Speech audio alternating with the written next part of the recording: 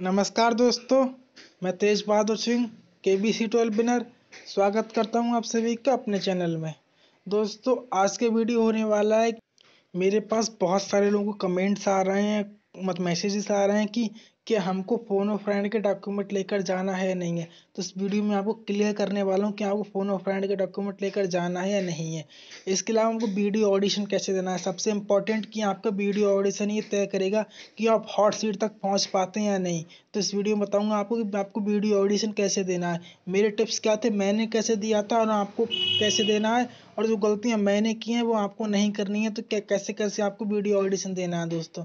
इसके अलावा जो जीके टेस्ट में क्वेश्चन पूछे जाते हैं उसी की 10वीं सीरीज है। उससे पहले मैं 9 वीडियो अपलोड कर चुका हूँ हर एक टॉपिक से, जहाँ से आपके जीके टेस्ट में वीडियो जो जीके टेस्ट होने वाला है उसमें आपसे क्वेश्चन पूछे जाते हैं। तो हर एक टॉपिक के हैं, तो अगर आपने वीडियोस नहीं देखी हो देख ले, आपको बहुत हेल्प मिलने वाली है। वरना दोस्तों, पहला सवाल है कि क्या आपको फ़ोन और फ्रेंड के डॉक्यूमेंट लेकर जाना है या नहीं है। तो दोस्तों, आपको फ़ोन और फ्रेंड के डॉक्यूमेंट लेकर नहीं जाना है दोस्तों। हाँ दोस्तों, फ़ोन और फ्रेंड के डॉक्यूमेंट लेकर जाने की कोई ज़रूरत नहीं है। अगर आप सेलेक्ट होते हैं, जब आप हॉट सीट के लिए सिलेक्ट हो जाते हैं, तब कहीं फ़ोन और फ्रेंड के में डिटेल मांगी जाती है, डॉक्यूमेंट नहीं मांगे जाते। मेरे से भी जब डिटेल मांगी तो सिर्फ सिंपल डिटेल मांगी जाती है उनकी। अब उनके कोई भी डॉक्यूमेंट नहीं मांगा जाता दोस्तों। तो आप परेशान ना हो, आपको फोन और फ्रेंड के डॉक्यूमेंट लेकर जाने की कोई ज़रूरत नहीं है दोस्तों। और हो सकता है इस बार तो फोन और फ्रेंड की लाइफ लाइन भी ना हो। पिछले साल भी फोन और फ्रेंड की लाइफ लाइन भी नहीं थी। 4 लाइफ लाइन थी, 50-50, ask the expert, flip the question और ऑडियंस पोल। क्योंकि 2020 में ऑडियंस पोल नहीं थी कोविड के कारण, तो फिर उन्होंने वीडियो कॉल फ्रेंड को जो लाइफ लाइन थी उसको ऐड किया था दोस्तों। तो आप परेशान ना हो, क्योंकि इस बार शायद लाइफ प्लान भी ना हो। पिछली बार भी लाइफ प्लान नहीं थी, इस बार भी पूरे चांसेस है कि वो लाइफ प्लान ही नहीं होगी। और अगर होगी तो अभी आपको डॉक्यूमेंट को ज़रूरत ही नहीं है। जब ज़रूरत होगी, जब आपको मतलब फाइनल कॉल आ जाता है हॉट सीट पे जाने के लिए, तभी फिर आपको डॉक्यूमेंट की जरूरत। और फिर भी डॉक्यूमेंट की नहीं, सिर्फ सिंपल डिटेल देनी होती है आपको, वो आप ऑनलाइन भेज सकते हैं। तो डॉक्यूमेंट की कोई ज़रूरत नहीं होती। डॉक्यूमेंट की सिर्फ आपके डॉक्यूमेंट की ज़रूरत होती है, इससे कि आपको वेरीफाई कर सके दोस्तों। दोस्तों, मुझे लगता है कि आपका ये क्वेश्चन बिल्कुल क्लियर हो गया होगा। आपको कोई जरूरत नहीं होगी इसके बारे में पूछने की किसी से दोस्तों। अब नेक्स्ट है कि वीडियो ऑडिशन कैसे दें। दोस्तों, इस वीडियो ऑडिशन देने से पहले आपको मालूम है कि आपको जीके टेस्ट क्लियर करना होगा। क्योंकि 500 में से सिर्फ 250 लोग ही वीडियो ऑडिशन दे पाएंगे, बाकी 250 को बाहर कर दिया जाए ग्राउंड ऑडिशन पर ही। तो बस उसी की आपकी हेल्प के लिए मैं मेहनत कर रहा हूँ, बहुत मेहनत कर रहा हूँ। आपके लिए रोजाना 1 से 2 वीडियो प्रोवाइड कर रहा हूँ। मैं जीके सीरीज चला रहा हूँ दोस्तों। मैंने जिस टॉपिक से मेरे टाइम पे क्वेश्चन पूछे गए थे लास्ट ईयर आए थे, उससे पहले आए थे, तो मैं हर टॉपिक को सेलेक्ट कर रहा हूँ। जहाँ जहाँ से क्वेश्चन बन सकता है वहाँ वहाँ से क्वेश्चन निकाल रहा हूँ और आपके लिए प्रोवाइड कर रहा हूँ दोस्तों। तो अगर आपने वीडियोस नहीं देखी है, देखते रहिए। अब दोस्तों, वीडियो ऑडिशन की बात करूँ तो वीडियो ऑडिशन में मतलब आपको बिल्कुल जो प्रोफाइल सीट है उसको ध्यान से भरना है दोस्तों, कि कहीं आप उसमें भरते वक्त गलती ना कर दे। ऐसे भरना है कि आप हर एक चीज़ को एक्सप्लेन कर पाएँ। जब आप जो आपके सामने जो इंटरव्यू ले रहे होंगे तो उनके सामने अच्छे से बोल पाए, एक्सप्रेस कर पाए दोस्तों। इंटरव्यू इतना टफ नहीं होता। ये इंटरव्यू यूपीएससी का इंटरव्यू नहीं है, सिंपल इंटरव्यू है। आपको अपने बारे में बताना होता है। जीके टेस्ट के बारे में तो आपसे पहले हो चुका होता है। आप उस इंटरव्यू में आप जीके नहीं पूछते, सिर्फ आपके बारे में पूछते हैं, आप कैसे हैं, क्या करते हैं, वो सब। अब दोस्तों, इसके बारे में अलग से एक वीडियो कि मैंने कैसे दिया था, आप क्या गलतियां आपको नहीं करनी है, मैंने की थी, उसके बारे में अलग से एक वीडियो बनाऊंगा जो कल तक अपलोड कर दूंगा। मेरा जो इंटरव्यू का एक्सपीरियंस था, तो आपको उसको देख लेना है दोस्तों। दोस्तों, क्वेश्चन शुरू होगा दोस्तों। पहला क्वेश्चन है दोस्तों, आज ज्योग्राफी क्वेश्चन है कि जापान का विशालतम द्वीप कौन सा है। Option A Hokkaido, option B Shikoku, option C होदुरी और ऑप्शन डी होन्सू। दोस्तों, इसका सही जवाब है option D Honshu. Honshu Japan का सबसे बड़ा द्वीप है दोस्तों। जापान की अन्य नाम है निप्पन, भूकंपों का देश, सूर्योदय का देश, राजधानी टोक्यो। दोस्तों, को सबसे पहले सूर्योदय जापान में ही होता है दोस्तों। इंपॉर्टेंट क्वेश्चन है, सबसे पहले सूर्योदय जापान में होता है, सबसे पूर्व में ही है। इसके अलावा सबसे ज्यादा भूकंप जापान में ही आते हैं दोस्तों। राजधानी टोक्यो जो कि होन्सू पर ही है, और पीएम यहाँ के यासुधो सुगा है दोस्तों। तो आपके क्वेश्चन याद रखने हैं दोस्तों। और दोस्तों, जापान का जो टोक्यो शहर है दोस्तों, वो सबसे बड़ा पॉपुलेशन वाला शहर है। मतलब सबसे अधिक पॉपुलेशन टोक्यो की ही है दोस्तों। और दोस्तों, अभी 22वें ग्रीष्मकालीन ओलंपिक हुए थे, वो टोक्यो में ही हुए थे दोस्तों। क्वेश्चन नंबर 2 है, दक्षिण भारत की गंगा किसे कहते हैं दोस्तों। क्वेश्चन आपको ध्यान से पढ़ना है। दक्षिण भारत की गंगा किसे कहते हैं। Option A Godavari, option B Krishna, option C Kaveri, option D Narmada. दोस्तों इसका सही जवाब है ऑप्शन सी कावेरी। दक्षिण भारत की गंगा कावेरी को कहते हैं दोस्तों, और दक्षिणी गंगा गोदावरी कहते हैं, या फिर दक्षिण की गंगा दक्षिणी गंगा, और बृहद गंगा भी गोदावरी कहते हैं दोस्तों। ये क्वेश्चन कंफ्यूजिंग होता है थोड़ा। दक्षिण भारत की गंगा कावेरी और दक्षिणी गंगा गोदावरी दोस्तों। अरब सागर में जो नदियां मिलती है वो नर्मदा और ताप्ती हैं। कर्क रेखा को 2 बार काटने वाली नदी माहिनी नदी है दोस्तों, आपको याद रखना है। और दोस्तों अगर नदियों में बात करें, भारत की सबसे लंबी नदी गंगा है, और गंगा की सबसे बड़ी सहायक नदी यमुना है दोस्तों। और यमुना में जो मिलती है वो चंबल नदी आगे मिलती है, तो आपको पढ़ लेना है दोस्तों। यहाँ से क्वेश्चन बनते हैं रिवर्स से क्वेश्चन, और जितने भी हो सकता है मैं आपको देता रहूंगा दोस्तों। बाकी जो जो मैंने बताया वो आपको याद कर लेना है दोस्तों। नेक्स्ट क्वेश्चन है दोस्तों, विश्व ओजोन दिवस कब मनाया जाता है। वर्ल्ड ओजोन डे कब मनाया जाता है दोस्तों। ऑप्शन ए 16 सितंबर, ऑप्शन बी 16 अक्टूबर, ऑप्शन सी 22 मार्च, और ऑप्शन डी 22 मई दोस्तों। इसका सही जवाब ऑप्शन ए 16 सितंबर को विश्व ओजोन दिवस मनाया जाता है दोस्तों। और ओजोन का फार्मूला O3 होता है दोस्तों। O3 मतलब 3 ऑक्सीजन होते हैं दोस्तों, और O2 ऑक्सीजन का होता है दोस्तों। अब इसका 16 अक्टूबर को विश्व खाद्य दिवस मनाया जाता है, 22 मार्च विश्व जल दिवस, और 22 मई जैव विविधता दिवस मतलब बायोडाइवर्सिटी डे मनाया जाता है 22 मई को दोस्तों। अब की 1 दिसंबर को एड्स दिवस, 23 जून को ओलंपिक दिवस, और 4 फरवरी को कैंसर दिवस मनाया जाता है दोस्तों। तो आपको याद रखना है ये इंपॉर्टेंट दिवस है, बहुत से क्वेश्चन बनते हैं। जबकि मतदाता दिवस दोस्तों 25 दिसंबर को मनाया जाता है अपने देश में, तो आपको भी याद रखना है दोस्तों। मतदान की दिवस अपने देश में 18 वर्ष है। नेक्स्ट क्वेश्चन, सबसे बड़ा द्वीप कौन सा है दोस्तों। Option A New Guinea, option B Greenland, option C Madagascar, और ऑप्शन डी बोर्नियो दोस्तों। तो आपको इसका सही जवाब देना है दोस्तों। ये क्वेश्चन केबीसी से पूछा गया है, और ये क्वेश्चन शायद 3,20,000 या फिर 6,40,000 के लिए था, तो क्वेश्चन इंपॉर्टेंट है। इसको आपको सही जवाब देना है दोस्तों। इसका सही जवाब है ऑप्शन बी ग्रीनलैंड दोस्तों।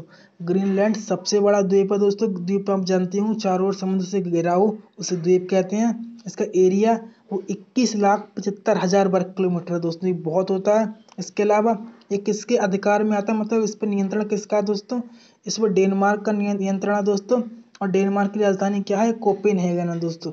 ये कौन से महासागर में है दोस्तों, आर्कटिक महासागर में है, जो कि हमारे नॉर्थ में पड़ता है। तो नॉर्थ की ओर है ये, जो मैप अगर रखेंगे तो नॉर्थ की ओर है। इसके अलावा डेनमार्क की राजधानी कोपेनहेगन है, और अभी हमारे जो पीएम नरेंद्र मोदी जी हैं वो अभी डेनमार्क में गए हैं दोस्तों। नेक्स्ट क्वेश्चन है, निम्नलिखित स्थानों में से कहाँ पर भागीरथी तथा अलकनंदा नदियाँ मिलती हैं दोस्तों। इसका ऑप्शन है Devprayag, option B Karnaprayag, option C Vishnuprayag, और ऑप्शन डी रुद्रप्रयाग दोस्तों। तो आपको याद रखना है, और आपको मालूम ही होगा अपनी गंगा के बारे में कुछ भी पढ़ा है तो गंगा बहुत सारी नदियों के संगम से मिलती है दोस्तों। तो इसका सही जवाब ऑप्शन है देवप्रयाग। जब देवप्रयाग में अलकनंदा और भागीरथी नदी मिलती हैं तो गंगा का निर्माण होता है दोस्तों। इससे पहले अलकनंदा और धौलीगंगा विष्णुप्रयाग में मिलती हैं। अलकनंदा और नंदाकिनी जो है वो नंदप्रयाग में मिलते हैं। अलकनंदा और पिंडारा नदी है वो कर्णप्रयाग में मिलते हैं। अलकनंदा और मंदाकिनी नदी है वो रुद्रप्रयाग में मिलते हैं दोस्तों। ऐसी गंगा का निर्माण होता है, और ये सारे के सारे उत्तराखंड में है दोस्तों। इन्हें पंच प्रयाग कहा जाता है दोस्तों। क्वेश्चन ऐसे भी आ सकता है कि इनमें से कौन सा पंच प्रयाग में नहीं है दोस्तों।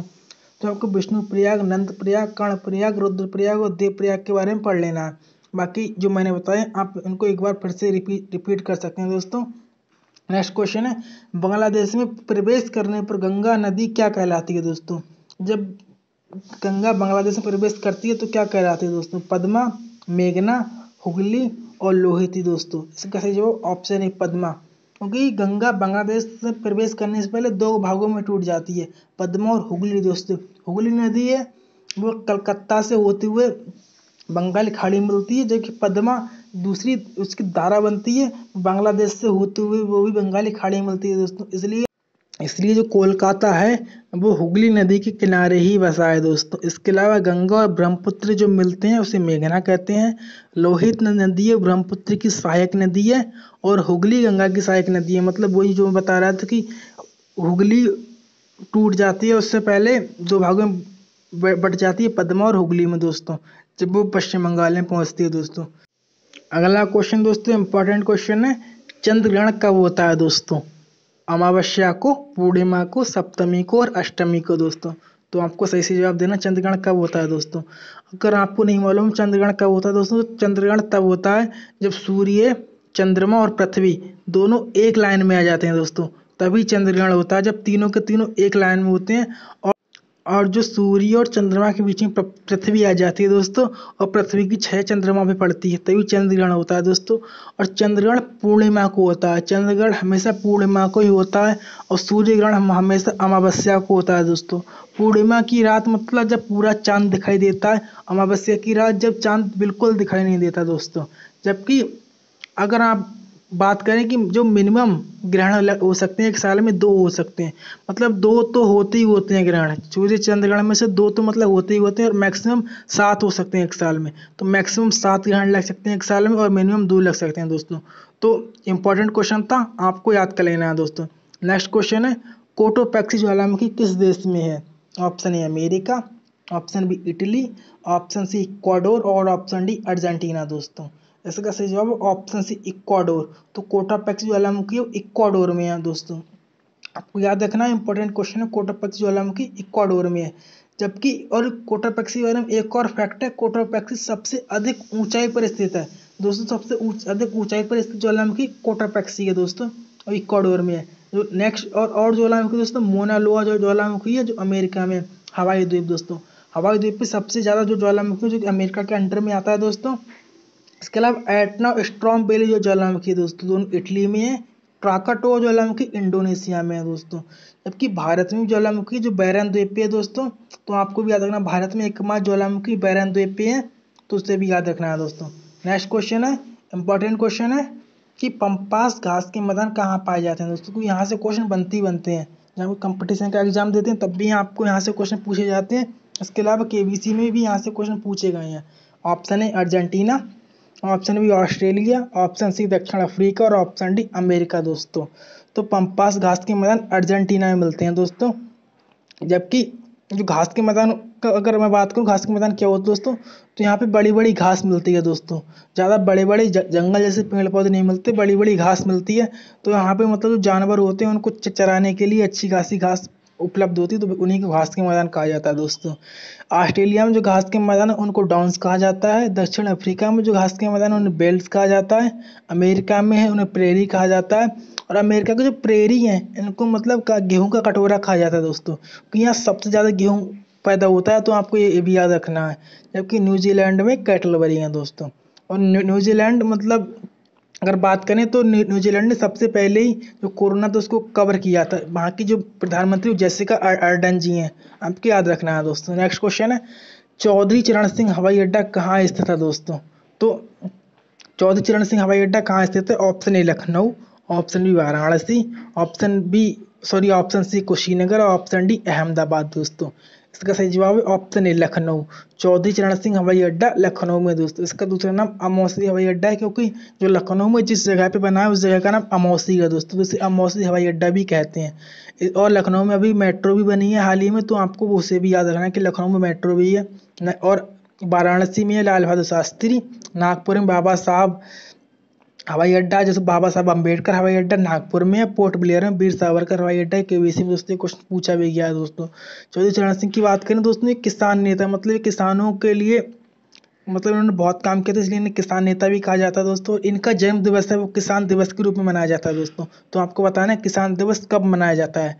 नेक्स्ट क्वेश्चन है, राष्ट्रीय राजमार्ग का चौराहा किसे कहते हैं दोस्तों। मतलब राष्ट्रीय राजमार्ग का चौराहा से मतलब है कि जहाँ पे जो राष्ट्रीय राजमार्ग है NH है, नेशनल हाईवे मिलते हैं, उसी को राष्ट्रीय राजमार्ग का चौराहा कहते हैं दोस्तों। इसका option Kanpur, option B Jhansi, option C Bhopal और ऑप्शन डी इंदौर दोस्तों।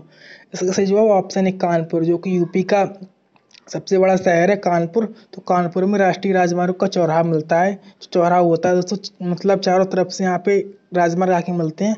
सबसे लंबे नेशनल हाईवे की बात करें तो वो NH-44 है, और सबसे छोटा NH-47A है। सबसे छोटा NH-47A है, जो कि केरला में है दोस्तों। आपको याद रखना, कुछ न पूछा जा सकता है दोस्तों। स्वर्णिम चतुर्भुज योजना अटल बिहारी वाजपेयी जी ने शुरू की थी दोस्तों। ये योजना का मतलब जो भारत के 4 सबसे बड़े शहर हैं दोस्तों, इनको नेशनल हाईवे जोड़ना था दोस्तों। और दोस्तों भारत के चारों सबसे बड़े शहर दिल्ली, मुंबई, कोलकाता और चेन्नई है दोस्तों, आपको याद रखना है। नेक्स्ट क्वेश्चन है, भारत में एकमात्र खदान जहां से सोना निकलता है दोस्तों, इंपॉर्टेंट क्वेश्चन है। और इसी के ऊपर जो फिल्म बन रही है केजीएफ, और केजीएफ का चैप्टर 2 आया दोस्तों। सब दोस्तों उसी के रिलेटेड ये क्वेश्चन है। Option A Hazaribagh, option B Raniganj, option C Kolar या हट्टी, और ऑप्शन डी पन्ना दोस्तों। इसका सही जवाब ऑप्शन सी कोलार दोस्तों।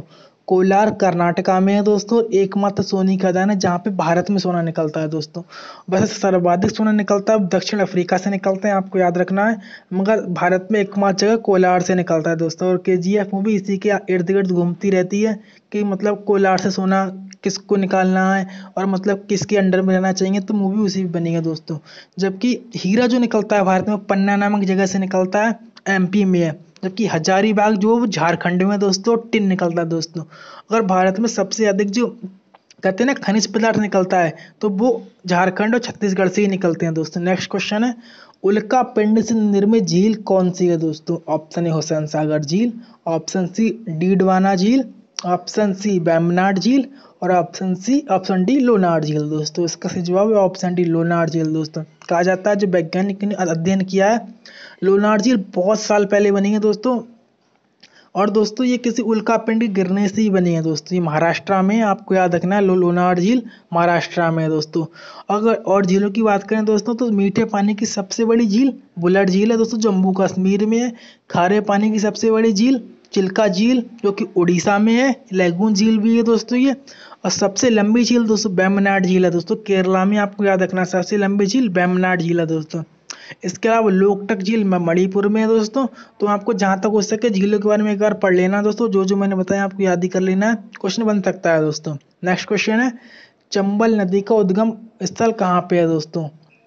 ऑप्शन है विंध्याचल पर्वत, ऑप्शन सी अमरकंटक की पहाड़ियाँ, ऑप्शन सी रोहतांग दर्रा, और ऑप्शन डी जाना पाओ पहाड़ियाँ दोस्तों।